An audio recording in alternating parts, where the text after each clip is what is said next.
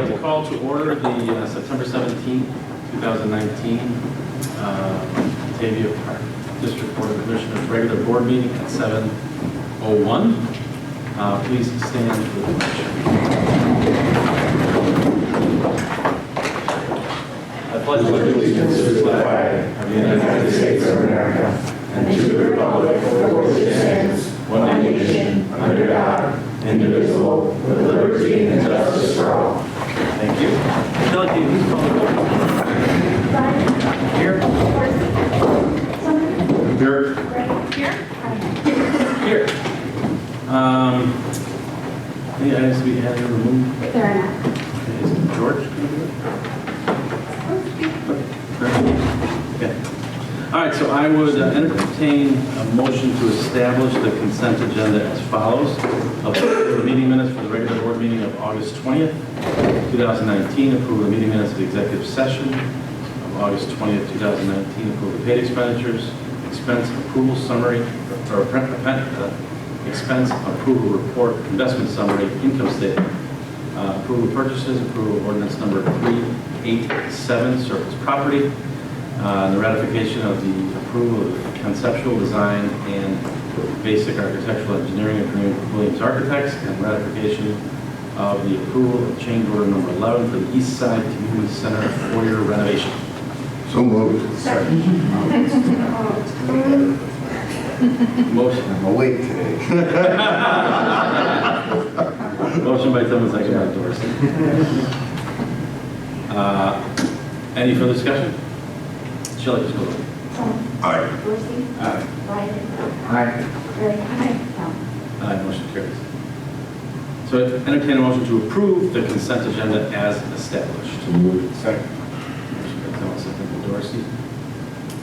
All those in favor signify by saying aye. Aye. Opposed? Motion carries. Next item is matters from the public. Seeing none. Matters of commissioners. Any commissioners want to make any statements or comments this evening? Just wanted to say that I was at the inaugural event for the Eastside Community Center's kids playground. I guess it would be kindergarten or The playground dedication. playground dedication. That's what it is. Anyway, it's actually a beautiful park. I would suggest that it's open up to the public, so feel free to go and check it out. And I think you'll be pleasantly surprised with some of the kind of innovative ways kids can interact with their parks. The drums are one of my favorite parts. I can see how they would get annoying. So Brings out the big then, right? yeah. Awesome. Anyone else? All right. Next item on the agenda is Batavia Parks Foundation. Hey, everybody, thanks for having me here again, and I will leave after this. You're not stuck with me the whole time. Oh, you're invited. Rookie error last time. Excited to announce that we have finished Angstrom Field. We put 2 truckloads, 52 tons of ball diamond ball. It's mine ball diamond. How's it pour down for you? It is ball diamond line. Okay, so put that down. It looks great. The edge of the field, they cut it. We're really excited about that because it's something that we want to see work and then possibly do with future fields. So it's supposed to last, and we all know what kind of spring we have this year. This is the same material that the high school uses. They only had 1 rain out the entire spring, and that was because there was lightning at game time. So this stuff is pretty durable. It's really good. And I'm really excited to talk again about casino night. All right, October 26th at Shannon Hall. I think I failed to mention last time when we squeezed it in, it is an 80s theme, okay? Not a costume party, even though it's run home, but it's an 80s themed casino night. There'll be 6 tables. There'll be a blackjack table, roulette, craps, 3 blackjack tables, roulette, craps, and a poker table for Texas Hold'em. It is $70 per person. It's going to be a lot of fun. It's from 7 to 10, again, Saturday, October 26th. Okay, it'll be a full bar, and there'll be appetizers and speaker tent and DJ, all that jazz. No pun intended. Well, it'll be disco. Sure. In the 80s. All right. Yeah. We'll bleed the 70s and the 80s. Yeah. That's a little more Ozzy and, you know, like, that's all right. We'll put in stuff. Awesome. Well, thanks for the update. Thanks for coming tonight. Thank you. And thank you so much for what you've done with Engstrom Park. Yeah, it looks good. If you get a chance to go over, you'll notice the difference from other fields. I was there yesterday morning at 6:15 when they first started cutting, and all the dirt, if you will, infield was running off. They've always had issues with running from left field down to the first baseline. And he rolled it, flattened out a little bit, where the lips cut, and it just looked sharp. And I was there this morning at 6:15 when they dumped the, I should show you the video, they dumped the 52 tons on there. So we have about 18,000 pounds of ball line, if that's what you call it. And it just looks really good. Really sharp. That's great. I think families will be happy. Awesome. Awesome. Thanks so much. Thanks, All right. Thank you. Thank you. All right. Next item on the agenda, Fox Valley Special Rec. Yes, we actually had our board meeting this morning, and it's time for the member contribution request. So, it is our kind of due diligence to serve everyone in our community, as you know. So they are making an annual request, which will be shown in our budget, that we can levy for an additional percentage based on their need and based on what our tax cap is. But right now, they're in a really interesting state because, their new leadership, they, have a lot of new challenges. They're working on a new strategic plan, and they're kind of faced with the future of the next 5 years of Fox Valley Special Recreation Association, and whether or not they should expand their staffing plan, because they're having a very difficult time staffing part-timers. The turnover rate is incredibly high, and so they're actually looking at, do they use a temp agency, or do they pass along inclusion aids onto the member agencies where we would actually have to start training our staff as inclusion aids, Sure. and they become more of a training institute. So a lot of philosophical conversations earlier this morning, and my head's swimming with thoughts and ideas. Yeah. But in the early stages, but I'll keep you posted. Terrific. Great. Thank you. Next item on the agenda is correspondence. So we did receive correspondence from George Sloan for the use of Exeter Park to host the on August 31st, the Illinois Cube Championship. I'm going to go ahead and ask, what is that? I wasn't able to make it out there. What is the? It is a Viking form of chess, perhaps, maybe, and it's done more like with a heavy wood block.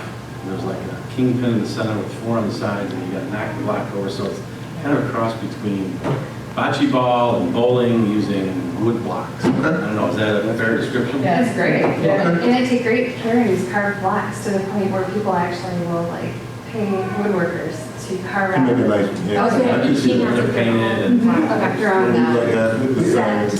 Yeah. actually the photos from the event look terrific. It looked like it was Oh, it was well attended, and it looked like it was well set up. And It was a huge success, and that was the first Illinois championship, wasn't it? Right.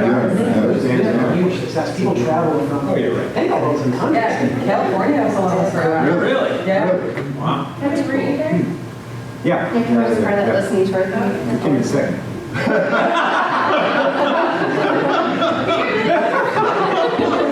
You and pickleball? Come on, man. Well, and to Kevin's credit, I remember when Kevin first joined the board, he said he wanted to be the park district that was the one and only fill in the blank. And so he was excited to say, Yeah. you're the Yeah. one and only to offer Coon. Yeah. And if it wasn't for the listening tour, we would never know what Coon was. Yeah, that's awesome. That's great. I'm glad you're not involved with that. Okay. I just did George's presentation for me. Because Yeah, so, all right. Our most fun item on I'm ready. the announcements. Kate, take it away. Are you looking for ways to give back to the community? Well, the Batavia Park District and Parks Foundation staff invite you to join us for the third and final of the 2019 Park Cleanup Day series on Saturday, October 5th from 8 a.m. to noon. We're going to be tackling some projects down at the Batavia River Walk. If you are interested, all you need to do is RSVP to me, Katie D, at bataviaparks.org by Saturday, September 28th. And you just need to show up, bring some gloves, and we will provide the rest. And then speaking of volunteering, the Batavia Park District is currently seeking volunteers or groups interested in helping out at our annual haunted quarry. This is a great opportunity for service hours, team building, or community groups. And the event is taking place from on October 12th and October 19th this year from 7 to 9 p.m. at All Quarry Beach. And so we invite you to channel your inner demon, ghost or zombie, and volunteer to help us out. But of course, if dressing up isn't your thing, we're also looking for help for zone supervisors, makeup artists, tour guides, you name it. So definitely let us know. And then if you're not interested in volunteering at all, well, then we just invite you for a creepy good time and save the date to work up the courage to tour the haunted quarry, and maybe you'll escape if you're lucky. And then also, backed by popular demand, the Park District is excited to host the second annual Halloween house decorating contest. Super popular last year. So we want to see your scariest and most frightening house decorations this season by competing against other Batavia households to win Best Overall Theme and People's Choice. Judging for Best Overall is going to take place on Wednesday, October 23rd between 4 and 9 p.m. And then the People's Choice online voting will take place October 24th through the 30th on the district Facebook page. The deadline to enter your haunted house of horrors is on Tuesday, October 22nd, and it's just a $5 fee. And then also get ready to turn the page on Thursday, October 24th at Pekakucha Night. Cha-cha-cha. At Shannon Hall. The Cha-cha-cha, brought to you in collaboration with the Batavia Library. This is where a presenter shows 20 slides for 20 seconds each for a total of 6 minutes and 40 seconds. It's a really unique way for each presenter to share their individual story. The doors open at 5:30 p.m. and the show starts at 7 p.m. Tickets are just $10 and can be purchased at the door or at batavia16.eventbrite.com. And you heard it earlier from the Parks Foundation, but we want to just remind you again to save the date and experience a night of fun and excitement with the Batavia Parks Foundation for the Casino Night fundraiser on Saturday, October 26th. It is for a good cause, and you can find more details at bataviaparksfoundation.org. But overall, if you're looking for more information about our upcoming events or programs, you can always give us a call at 630-879-5235 or visit bataviaparks.org. Thank you. Thank you. I think it's actually pronounced Peacock, or Pikachu? No, Pikachu. All I want to say is that I'm glad they put a description, because that would be the second thing in this thing that I would have to ask what it is. Were you looking at phonetics? Yeah. No, we need the phonetics. Kucha. Pekakucha? I think that's the actual, because I've been to events, and that's how they pronounce Say it. that again. Pikakucha. But I So could why be, is the first? I could be incorrect, I could be phonetically way off, but you know, I think we're gonna go to staff reports now.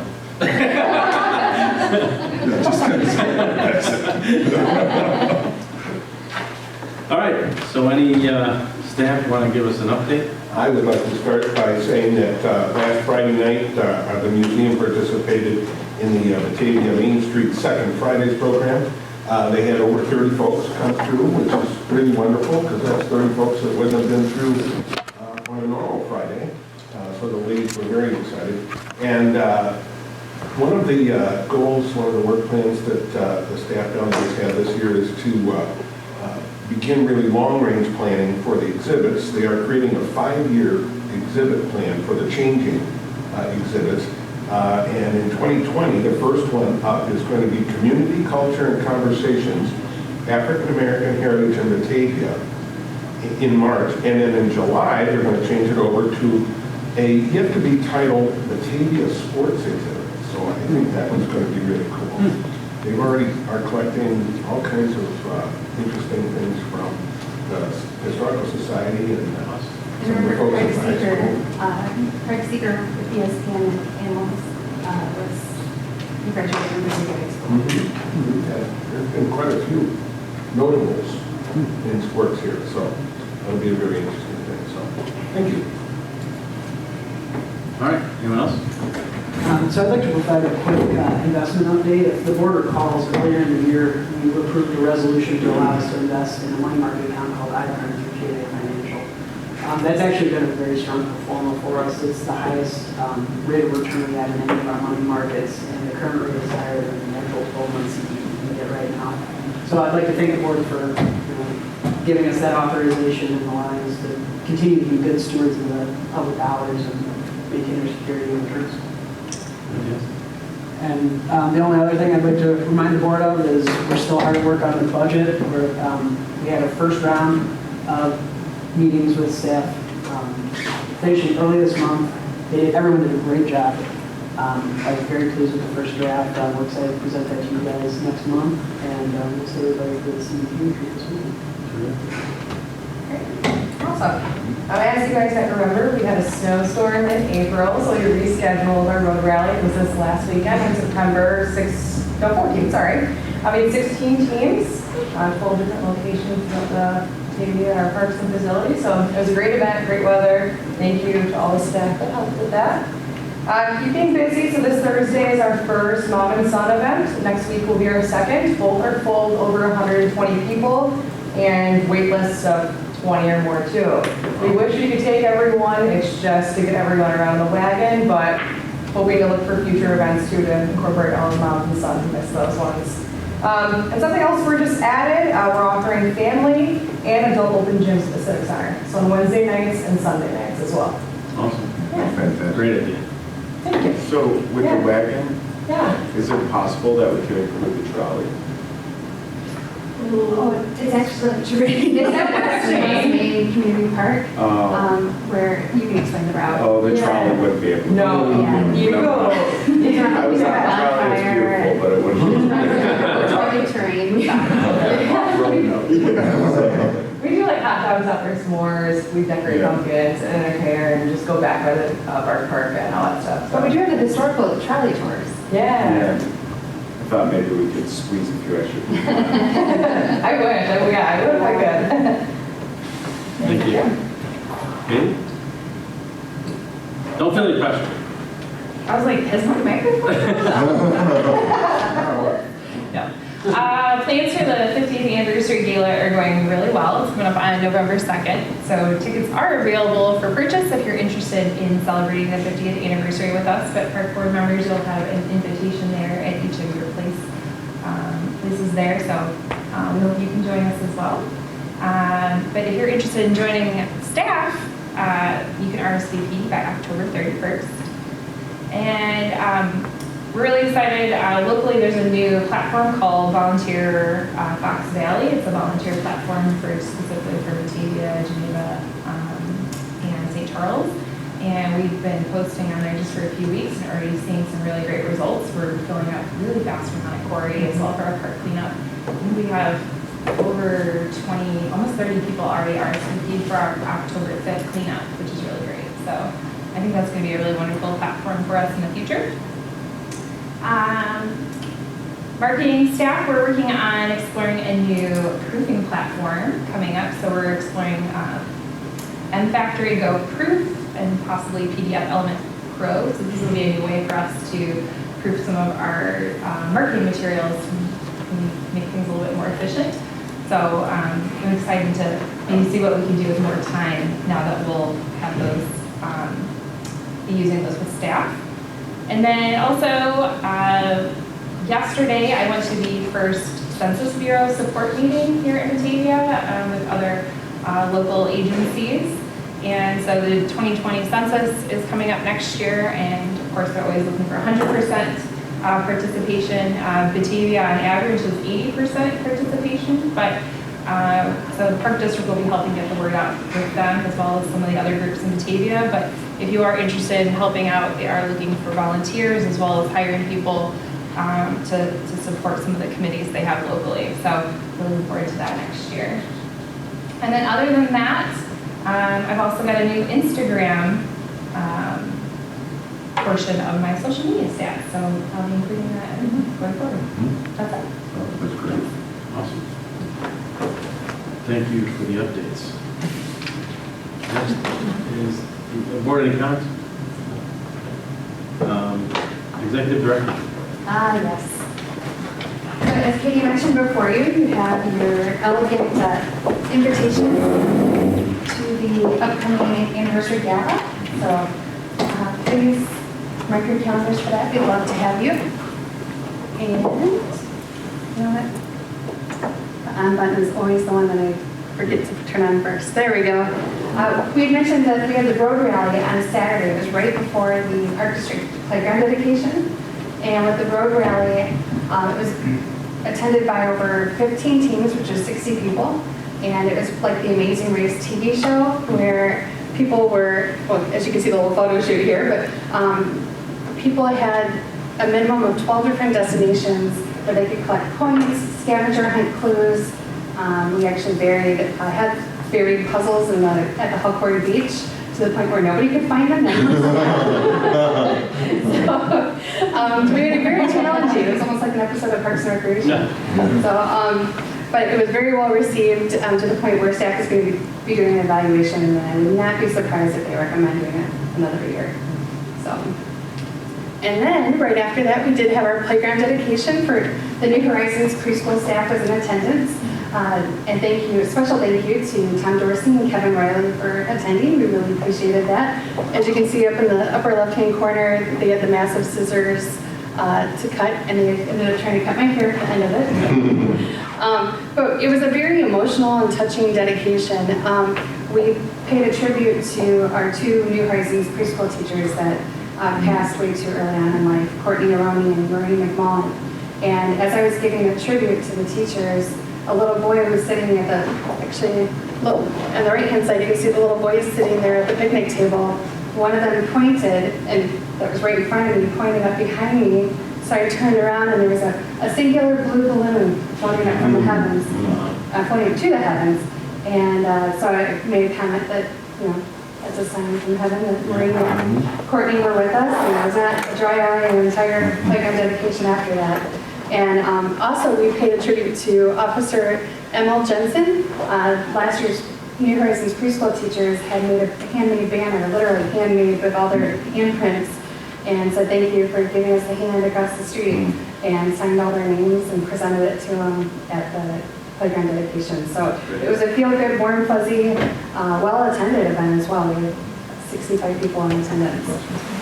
And so again, thank you for your support. And Jimmy B, thank you. Great job with the glue that kept it all together with Upland Design and the poured-in-place surfacing and coordinating with the New Horizons preschool teachers. Good project. Speaking of warm, fuzzy, good projects, I went too soon. Eric Locker and I received an email from the Homestead, which is now the Covenant Living at the Homestead, and they are actually a sponsor of the Park Districts as well. They wanted to do a Kindness Rocks project at the Batavia Riverwalk. So I reached out to the city just to make sure that they were on board with it, that we would manage it. But ultimately, there were 60 hand-painted rocks that we placed down and created a little heart-shaped area for it. And as you can see, the little ones, people were posting and putting the hashtag for Kindness Rocks throughout Batavia and posting on Facebook. So it kind of went viral on us, which is perfect. It's what we wanted. And what's really, really special is going back to the heart. When people would take the rocks, because we're trying to spread kindness throughout town, so you take a rock and you give it to someone as a token of kindness, people would reshape the heart to make it smaller, so that way there wasn't a hole in the heart. Very sweet, very touching. And since warm fuzzy is my theme for this, I would like to mention that we just last week hosted West Aurora High School, the special education program out of Mill Creek at South Mill Creek Community Park. And in the upper right-hand corner, it's Ellen Locker's classroom. So Eric had a chance to, kind of go full circle with his family and professional life there. But it was great. They were able to, as you can see, empty sand. We're going to replenish it back into the play devices that needed it. And they helped rake mulch. They did a variety of tasks, and so That's awesome. hands-on. That's great. And earlier in the month, we had a visit from Congresswoman Lauren Underwood, and she got a tour of the Depot Museum, and she's a wonderful contact and representative for us. And we've established that relationship. We gave her an invitation per gentleman's request, gave her an invitation to join us at the IAPDI Perry State Conference. So hopefully she'll take us up on it. Tomorrow night at this time, Brittany Bruno and I will be at the Batavia Senior Citizens Club's 50th anniversary gala. So I thought how appropriate. Some of the seniors may be shown in this picture. I'm not quite sure, but there's a very good chance. From the inception of the Park District Basketball is one of the only programs that we offer. Is that the old high school? It used to be across the street? Yeah, that's Dan Brace being the old, No kidding. Wow. And since we're turning the pages of time, just a reminder about Peachock. I looked it up. No, it's peachock. It's 3 syllables, peachock. It's Japanese for, wait. visual storytelling. The Japanese term means chit-chat. So I highly encourage all of you to attend. All of you at home, you're more than welcome to attend. It's the first time that the Batavia Public Library and the Batavia Park District have partnered on this event. And we're fully utilizing what will be our new liquor license at the time and our new kitchen and just kind of a feel-good celebration at Shannon Hall. And at Shannon Hall as well, feel-good celebration, casino night, Parks Foundation, as Walter had mentioned. And you know, it's really exciting that the Parks Foundation is kind of regrouping. They have a lot of fresh blood on their board, and they're really trying to do an event like this to raise the funds so that they can pick their next big project. And Haunted Quarry is just around the corner, as well as the Halloween house decorating contest. I put these both on the same slide because I'm amazed at how many people tell me when they first moved to Batavia, or even consultants working on a comprehensive master plan, how many people tell me that they didn't realize what a fall town Batavia really is. Like, we really celebrate Halloween, like in terms of the decorating contest. We don't get nearly the responses for the Christmas or the holiday decorating contest as we do the Halloween decorating contest. And Haunted Quarry gets so much foot traffic between the volunteers, between the people attending, that, you know, Batavia is a football town. Again, it's the fall. I mean, Batavia really loves fall. So we really try to go all out with our fall events. So kudos to the recreation and marketing teams for joining up forces on these events. And last but not least, for those of you watching at home, Saturday, November 2nd, we would love to have you. This is for the general public from 7 to 11. It's celebrating 50 years of the Batavia Park District. That's right. Awesome. Great update. Thank you. All right. So Jeff, I think you're up. Other Jeff. Like, wait a minute. This is our listening summary, listening tour summary. Welcome, Jeff. A month late, but happy to be here. I didn't go there. I didn't have to. That's all right. I'll look. It's good to be back and to finally share with you an overview of the listening tour that we did in the early part of the summer. You'll recall that we had 6 sessions on different dates, different times, to make it easy for any resident to find at least one session that they could attend and at different locations as well. We got a lot of really good information from those who attended. Attendance was a little light at first. It really finished with a bang at the end with a fairly large group on the last Saturday. But again, thanks to the staff for setting everything up and getting it ready and attending, as well as to the commissioners who were able to come out and be part of the process as well. I'm just going to walk through some of the oops, I think this is the survey. Or is this just what we showed?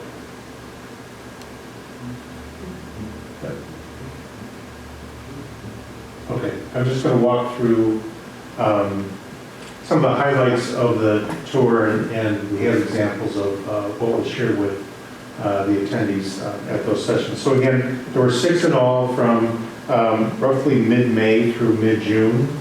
We had a couple of extra sessions scheduled, but conflicts prevented those from happening. The theory on some of on the light attendance on some of the initial nights after such a rainy spring leading up into May, we lucked out with the weather on one hand, and that the weather was really nice on those first few nights, but we think as a result, people finally had a nice day to cut the grass finally, or get outside to do things, and that may have kept them from coming. Overall, across the 6 listening sessions, we had 16 people show up. It was a good mix of people in terms of short-term, long-term residents. A lot of people who said they've been in the community for many years, others who said they more recently moved here. A good age mix. I think our youngest person was in grade 6 or 8 or something like that, and we had seniors attending as well. We have people who have kids that are currently in the programs and activities for the Park District, people whose kids are grown and older and in their late teens, early 20s, but who were very active in the programs as well. And you'll remember that we structured these really as truly open listening sessions. First finding out from those who attended what they wanted to talk about, what they wanted to share, what they wanted to learn, ideas that they had. And then we had some of these materials that I'll show up there again very briefly, based on the survey that we did of the community, as well as some kind of highlights and high points for the district. The one thing that really struck us was very naturally, very organically, almost 2/3 of the people who attended came to the listening session to talk about indoor facilities and the need for indoor facilities in the community, specifically indoor pool, gym space, track, fitness center. Those were the types of things that they wanted, as well as turf fields. Those were the things that came up most often. We had wanted to share some of the information that we got from the survey on that topic, but again, in none of the 6 sessions did we have to introduce ourselves. It came up purely by the attendees' own volition. There were a number of reasons why thank you. There were a number of reasons why they wanted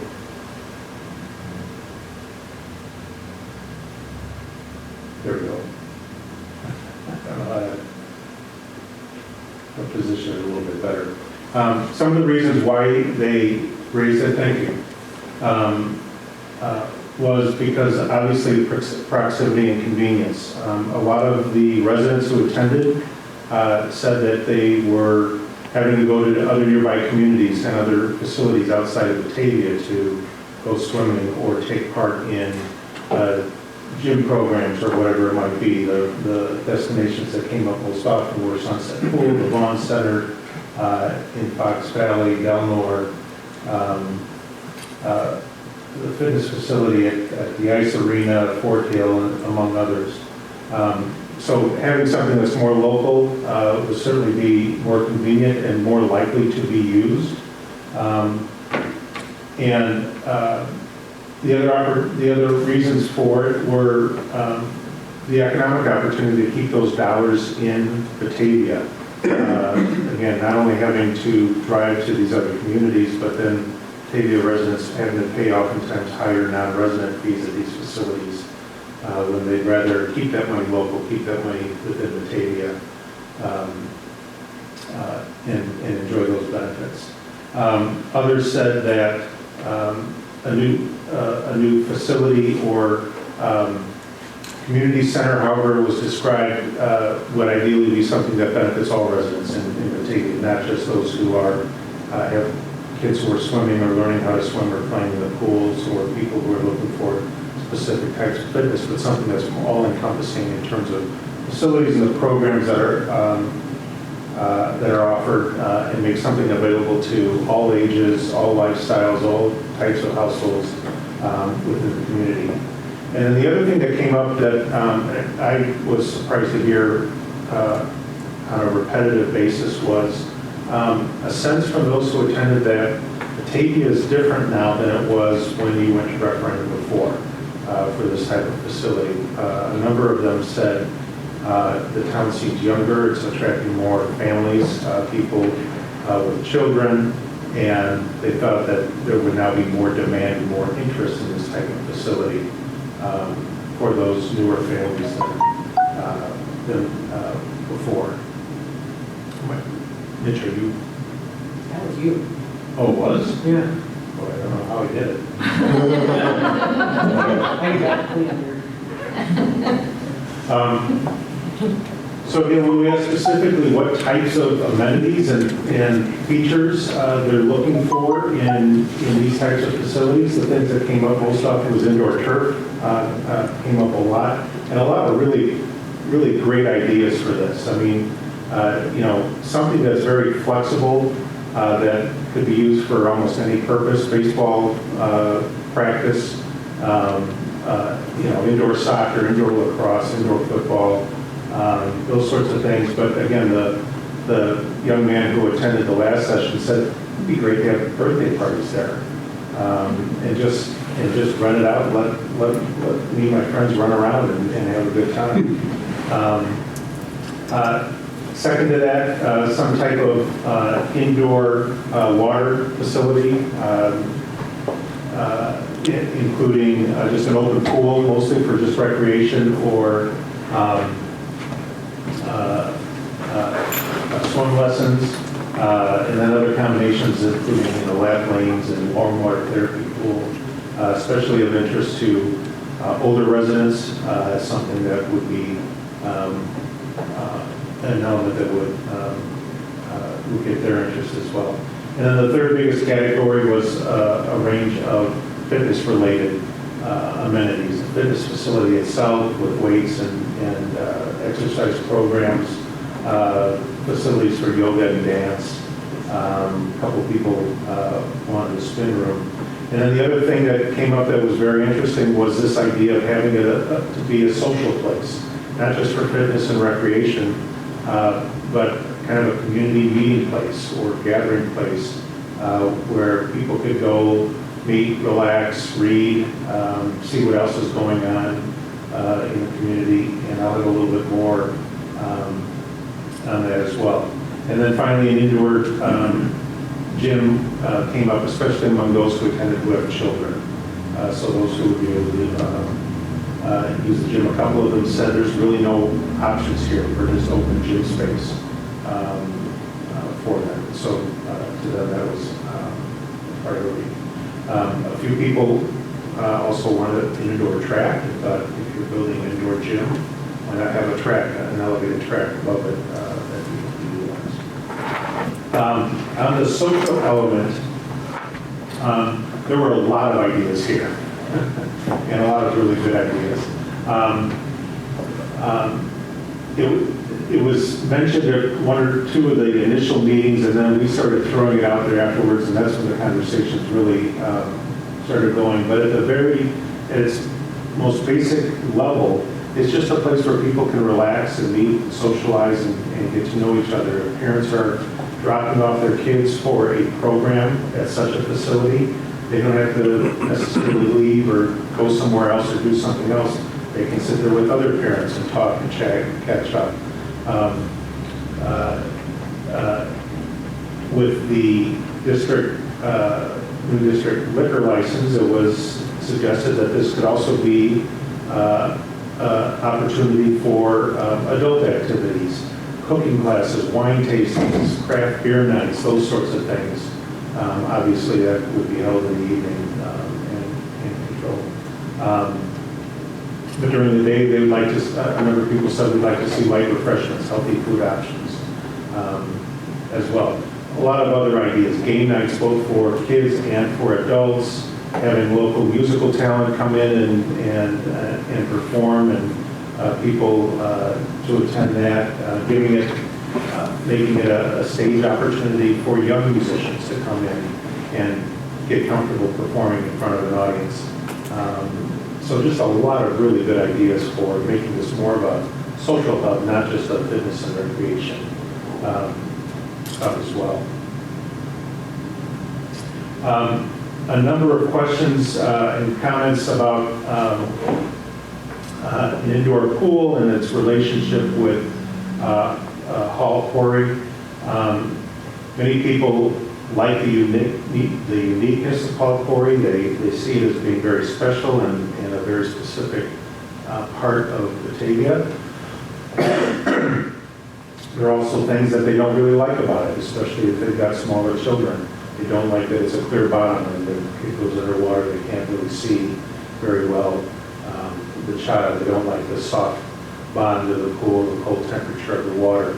And so they're looking for an alternative, especially in the winter time, where they can still go, especially with their children or for their own fitness, and have the benefits again more locally rather than having to go to a neighboring community. So again, year-round swimming, a more traditional pool experience, cleaner water, cleaner bottom, and warmer temperature. And then a few people said if it's an indoor pool in the appropriate size and configuration, it can be available to outside groups for rental.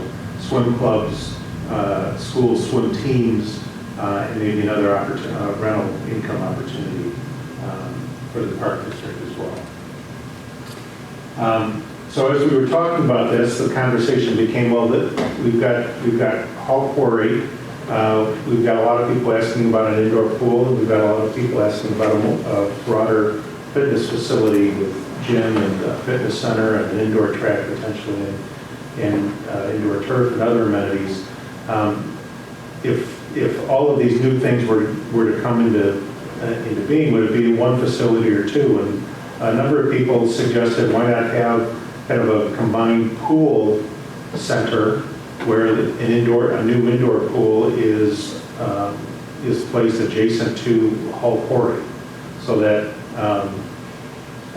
that becomes known as the pool facility. And on summer days when the weather turns and people don't necessarily want to go home, they can go from the quarry pool indoors and go swimming in the indoor pool, or vice versa.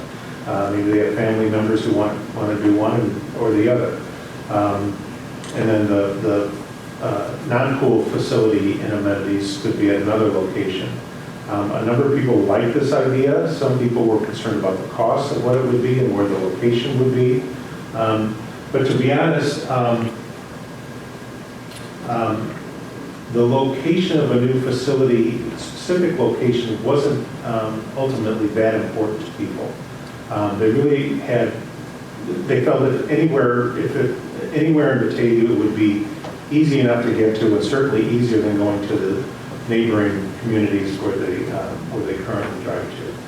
The two conditions they had on location was it would be ideal if it were near existing trails, so families and especially kids could safely walk or ride their bikes to and from the facility.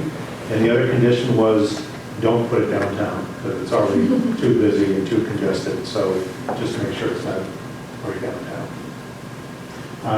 If something does go next to the quarry pool, they want to make sure that it doesn't interfere or affect the overall uniqueness of that facility. However, they want the overall perception and image of it maintained. So again, there were a couple of suggestions. The Siemens property continues to come up, but when those people are informed about the conditions of the property and the village's goal of keeping it on the tax rolls come up, they seem to understand that. So again, with that kind of off the table, I say just put it anywhere as long as it's near a trail and not downtown.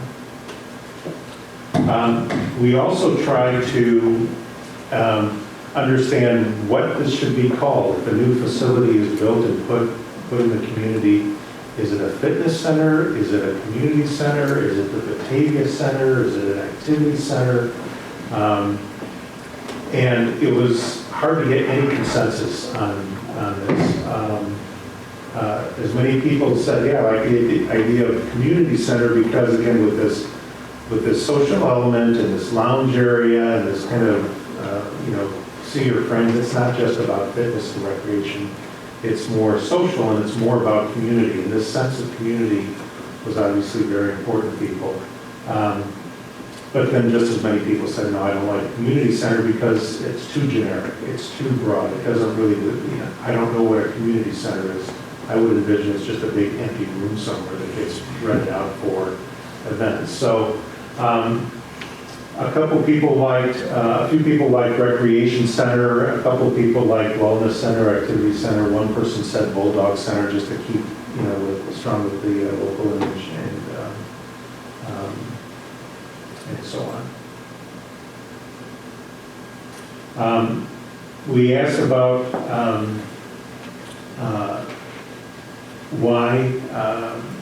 why they wanted a facility, and again, the items about having something nearby was important. There were some concerns about cost, but given their perceptions of the changing demographics, their perceptions of having to go everywhere else, their perceptions of making this yet another draw to bring in new families and new residents and then keep them in the community, were all as important to them as just having the convenience of a local facility nearby. There was a lot of discussion about, well, how do you get people who would likely be inclined to be against this on their side, and so things about making sure that there's something for everybody here, young, old, new, long-term residents, families, non-families, making sure that there's enough being offered so that everybody would benefit and have a reason to take advantage of it.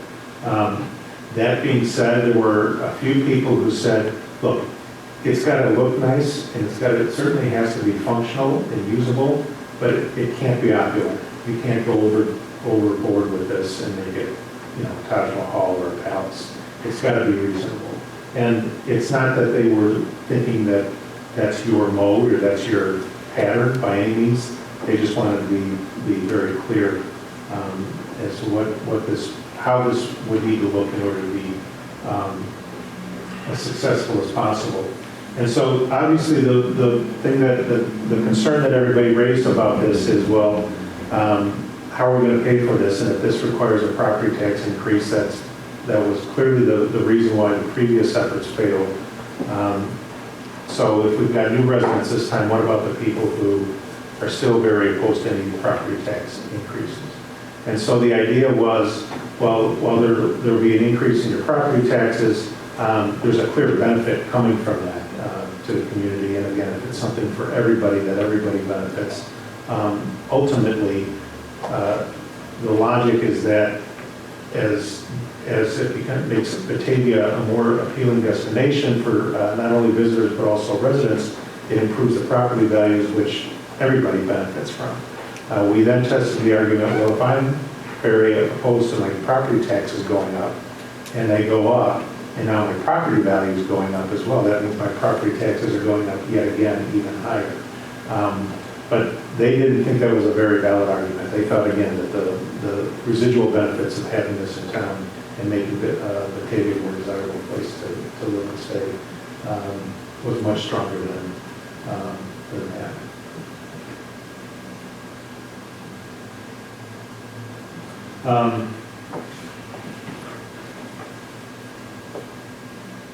There were a few people who said, my kids have been involved in the program, but they haven't really been involved in Batavia football or Batavia baseball because those are tryout sports. And my son or daughter likes those sports and likes to play basketball or likes to do those things, but they're not doing it on a competitive level, nor do they wish to do it on a competitive level. They want to do it to have fun.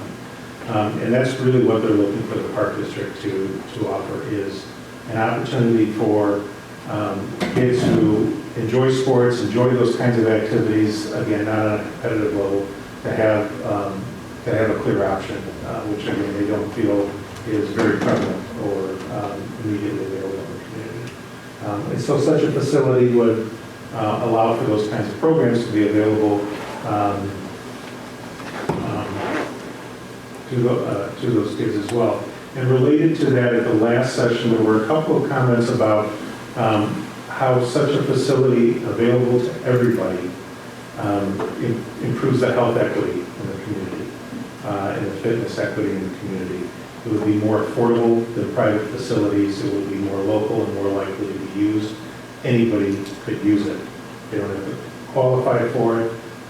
If there's financial issues, there are scholarships and discounts available to them. There are more opportunities through these types of facilities through the Park District than currently available anywhere else. And so that was a key point for some. So again, the main thing was if it's got something for everybody, it should be a no-brainer.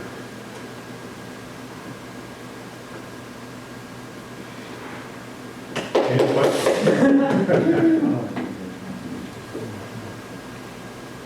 I think it's awesome. I mean, it did what we wanted to do, which was to have not just a silent survey, but actually have a dialogue going so we can drill in a little bit.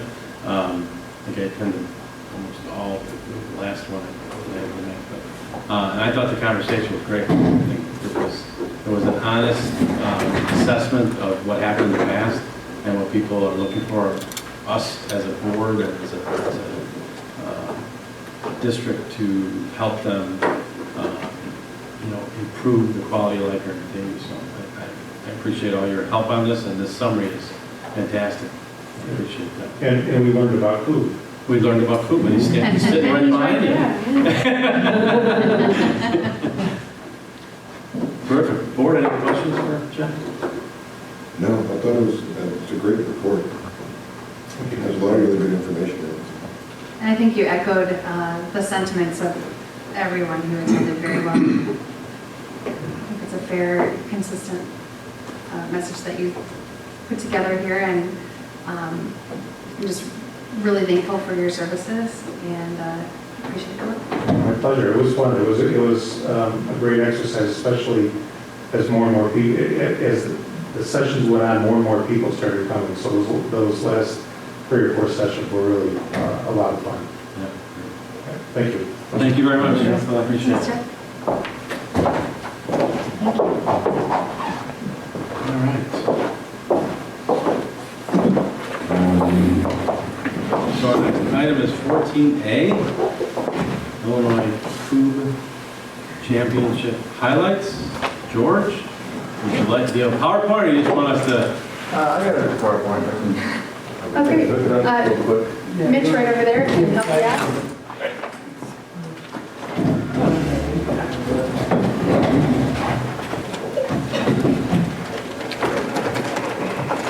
A little commercial break on VATV.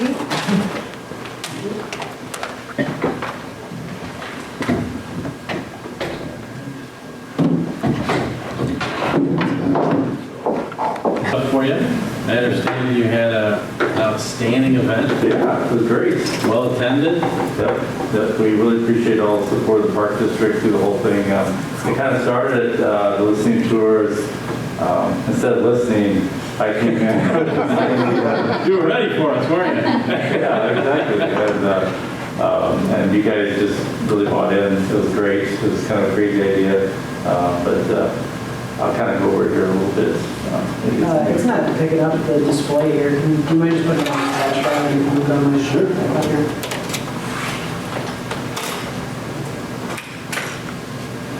I'll try to keep this short. You guys usually done at 8 o'clock? No, okay.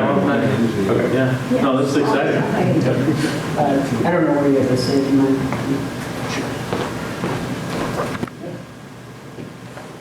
The floor is yours. Thank you. So yeah, sorry I'm late. Appreciate you. Oh, no, you're actually right on time.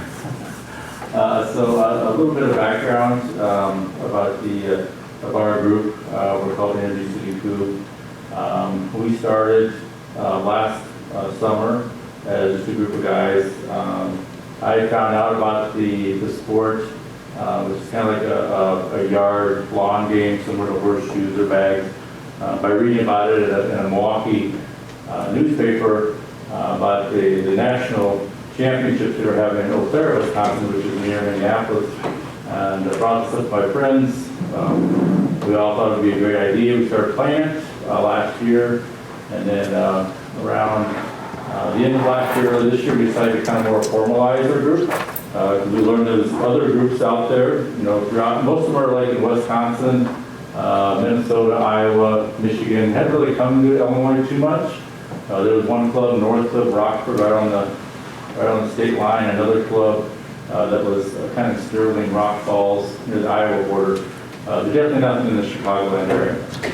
So we decided to go ahead and start our club, and we got ourselves put on the map there, that little red dot by Naperville. There's a lot, like I said, a lot of established teams right now across the Midwest. We're the only official Chicagoland-based Coupe group. There's a lot of teams around Chicagoland area, but nobody's really formalized the group. So we started, we talked to the Moose, which several of us are members of, and they said we could start a weekly league out there, because they have leagues on, I think, Thursdays for horseshoes and Wednesdays to do golf. They weren't doing anything on Tuesdays, so they said we could have the Tuesday night out there. So we played out there near the horseshoe pits. We had one season went from May to June, and then another season went from July to August. And in between, we'd go to a few tournaments, you know, that were close enough, like Southern Wisconsin. And as we got going more and more, and started meeting these people from the other areas, they said, you know, we really want to have a Chicagoland Coupe tournament. We'd like you guys to kind of take that on, to be the Illinois Coupe Championship, since there really was no other clubs our size. So we agreed to it, even though we would rather probably put it off the next year. We said, sure, we'll go for it. And by this time, we had grown our group from probably, I think the 6 of us that started last year, is we got to around 24, 25 players. They were playing at the Moose. We had about six teams playing every night. And teams are typically 2, 3, or 6.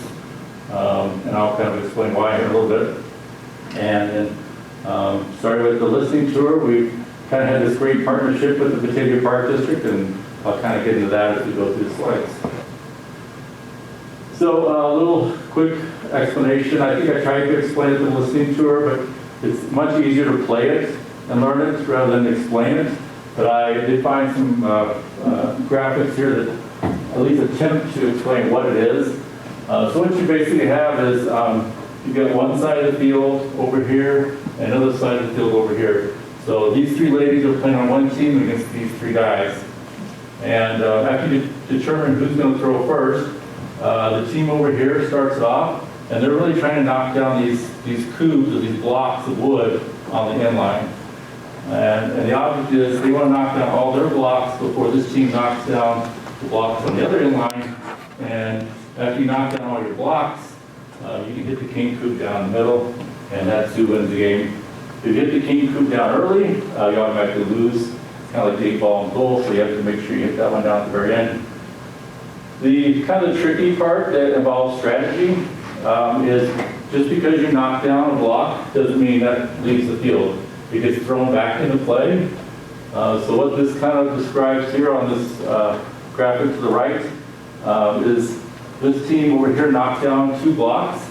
So this team over here has to throw those 2 blocks on the other side of the field and knock those 2 down first before they go for their back line. So all of a sudden, instead of having to hit 5 down, now they have to get down 7. So let's say they knock down those 2. Maybe they knock down 1 more. Then this team over here has to like throw now 3 back and knock down 3 before they can go for their back line. And you're kind of going back and forth. You can move anywhere up and down this line. So unlike bags or horseshoes, you're not stationary, you can move around. And then there is a little bit of a penalty. So on this example here, let's say this team does not knock down those 2 blocks in the middle. And so what this other team can do is they can actually kind of move up this line and get a shorter throw. So it kind of helps you if you can, actually hurts you if you don't knock down your coops in the middle. So like I say, it's much easier to show you than to try to explain it. So, we'll be playing at the Moose next season. Feel free to come out and we'll give you a live demonstration, or we could even do one this fall. We'll probably have some more events in the area. We'll kind of let you guys know what's going on. We do have an Energy City Coup Facebook group, which is private, but anybody who asks to join, I automatically approve them. So, join up. The more the merrier. See what kind of shenanigans are up here. We were at Solemn Oath on Saturday night. They had like this Viking Oktoberfest theme, and the story behind Coup supposedly is that this game goes back 1,000 years to the Vikings used to play it. Nobody's going to prove it, but instead of using these coups and femurs, they would use the skulls and the femurs of their enemies to play this game back and forth. That's Like throwing bones back and forth. Explains your logo now. Exactly. Well, dark logo there. So they had a Viking Oktoberfest in Solemn Oath. We went there, and they bought a piece of astroturf they put on their parking lot, because usually we play on the grass. And there was people lined up all night trying to play this game. So it got very popular. And we'll do other events like that throughout the year. What we started with is after the listening tour, I talked to Allison and Brittany, and they kind of set us up to play, do like a demo for the people in Batavia to kind of check out the new game. And we got a nice spot that was kind of near the police station, right near where all the horseshoe, or actually all the bags, things were set up for a tournament that was going on that day. So we got there in the morning, and we had about a 1-hour demonstration, and then that was over here.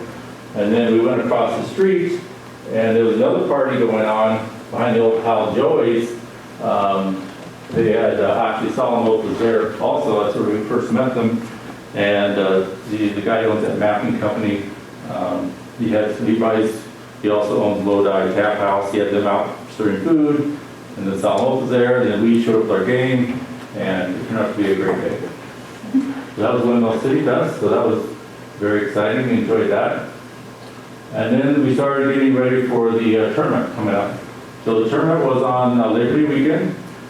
We had never done a tournament before, but we had been to a few tournaments, so we kind of knew what the people were expecting, which one was trophies. So for our trophies, these are all handmade. We use those king coups, which are this size here for first place, and then kind of saw them down a little bit shorter for second and third. And then we brought in, of course, the Batavia windmill, had that, put that on top of the trophy, and then kind of a little plaque with a cutout of the state of Illinois with whatever place they're in. So people were very excited to see that. And then we had shirts made, and the shirts are made by, I think, 3D in Batavia. And they made our shirts with the Illinois Coup Championship on the front. We were able to collect 4 sponsors. Many of those sponsors are actually in our Coup League. So that helped us offset some of our costs. And then what we had is we were getting the field ready for the actual event. So this was the day before the tournament. So this would have been probably August 30th. And we had Eric Locker and his team. Is Eric here? No. Okay. Sorry. They just did a fabulous job. I mean, they just I could not believe it. I showed up at 10 o'clock in the morning, that's the time we were supposed to meet, and that guy was already there mowing the grass, preparing the field. This is at Inkster Park, and we kind of looked at different sites around Inkster. We decided that the baseball outfield was the best field because it had a very close proximity to the pavilion, which we wanted to use for food and trophies and raffles and stuff. And it had a very nice level playing field, so that's where it was in the outfield. So they were already mowing the grass, and then I had a couple other guys. This gentleman here, of course, this is Josh Wyatt, can't forget about him. We met him at the Windmill City Fest, and he'd actually played coup before. He was all excited that we were in town, and he joined our league. Yeah. So he's been playing with us all year at Moose. So he's definitely one of our great advocates. And so they had the guy that was mowing the grass and a couple other guys, they kind of marked up all the fields. They're 16 feet wide by 26 feet long. So they put the paint down everywhere, and we just set up, there's like rows, like 4 rows of fields, and then we move over 10 feet, do 4 more rows of fields, and we were able to fit 12 fields in very easily, and we didn't even go in the right field. So if we get bigger next year, which we think we will, you know, we have room to grow there. And we haven't even talked about the soccer fields there, so there's plenty of room in Kingston. So they did an awesome job. I just really wanted to give a big shout out to them. They probably were there at 2 or 3 o'clock in the afternoon. I even left, and they really did it up right. So then Friday night, the night before the Coop tournament, David and Heidi Files were nice enough to allow us to use their facility to have kind of a Friday night social. So they were there. They let us have, you know, run of the whole building over there. I don't know if you guys have ever been there for their first Saturday of the month sales they do in Energy City. Great craft beer, and they're really great people. So we were in there.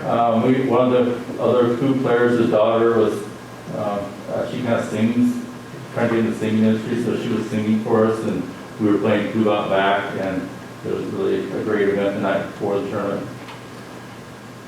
So then we got to game day, the Coop Championship day. The game started at 9 o'clock, but people were allowed to get there like 8 o'clock and just kind of start warming up and getting themselves ready. So what I want to show in this picture is we kind of had on one side the far outfield, people just like lying their pop-up canopies all the way down that row. And then the first fields were kind of starting here. So they're very close to where their fields are at. And then, actually this is a good representation because the tents are over here and the fields are right next to it and the baseball diamonds here. So that's kind of how the fields are set up. And you can kind of see where we got the different field numbers staked out at the different fields. So we had 4 in each row, about 3 wide. We started 9 o'clock in the morning. There was 8 preliminary rounds. So we did 5 before lunch. We took a 1-hour lunch break, and then did 2 or 3 more rounds after lunch with 3 more rounds. And then that kind of determined what the championship brackets were going to be. So if you were the top, we had 21 teams total. If you were one of the top 8 teams, you got moved to the championship bracket for a round robin playoff to see who make it to first and second and everything else.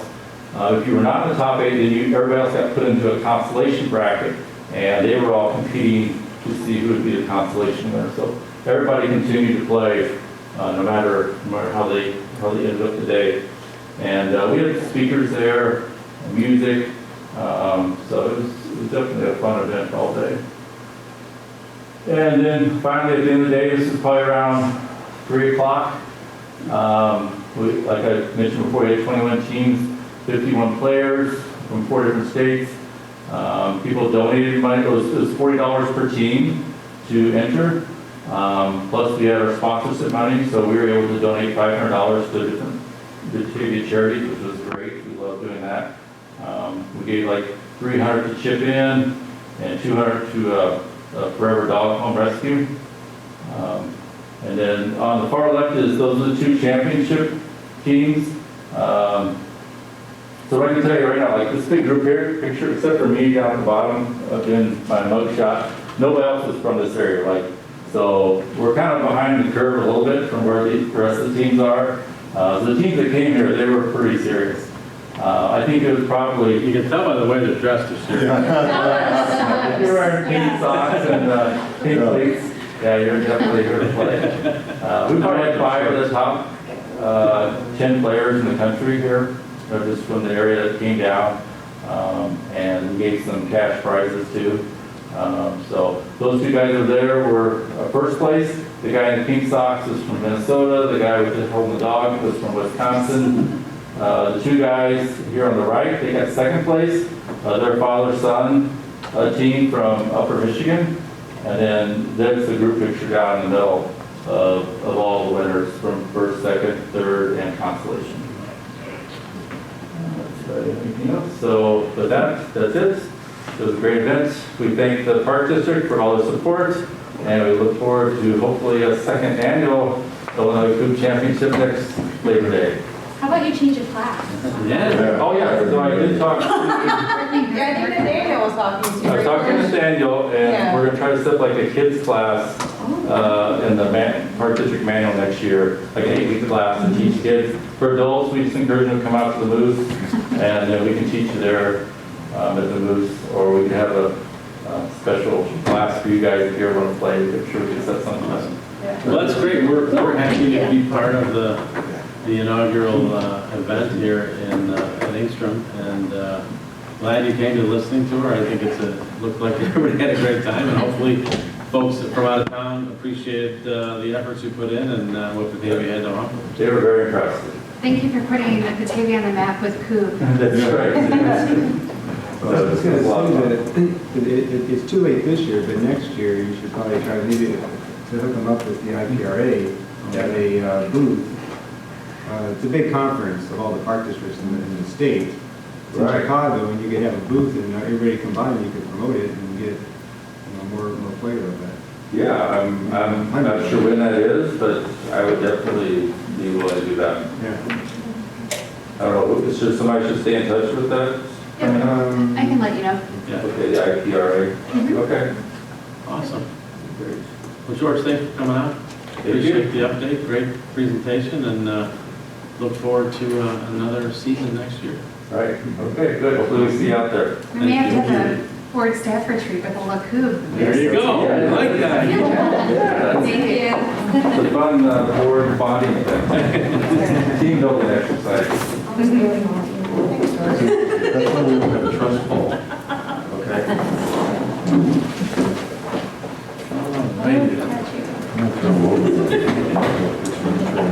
And so next item on the agenda is our capital planning update. So don't be surprised next year when you see in the capital for 3 or 4 years out, I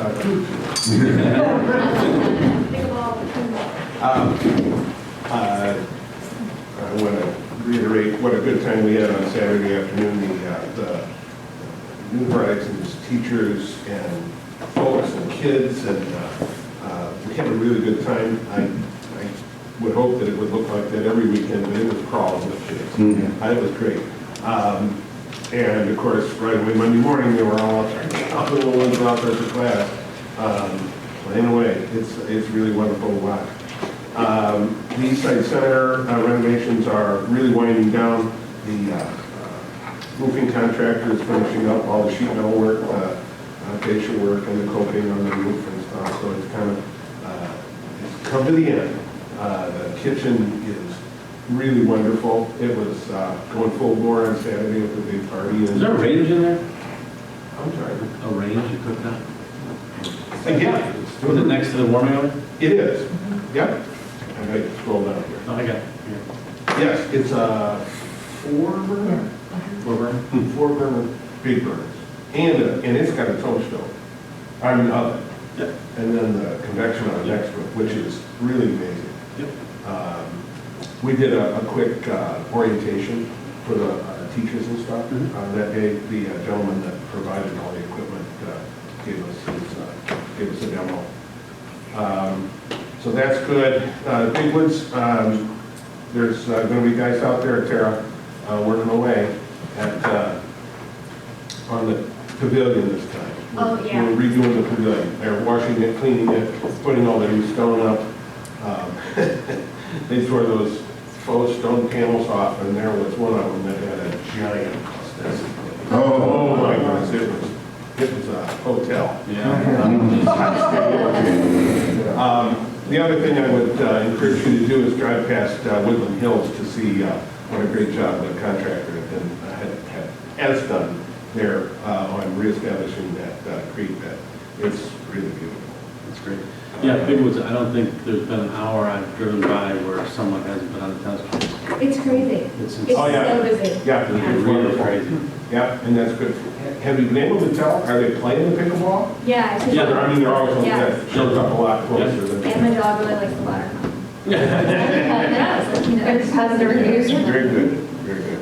I guess the only other thing would be that we're finishing up all the work on the information for Sunday's retreat, and look forward to seeing you and going through that process again. Awesome. Great.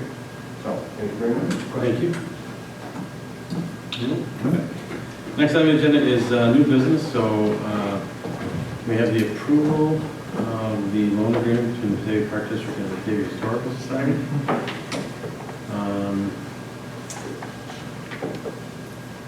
So I guess I would entertain a motion, unless you want. So I entertain a motion to approve the loan agreement between the Batavia Park District and the Batavia Historical Society. So moved. Second. Motion by Tim, second by Doris. Any further discussion? Shall I please call the roll?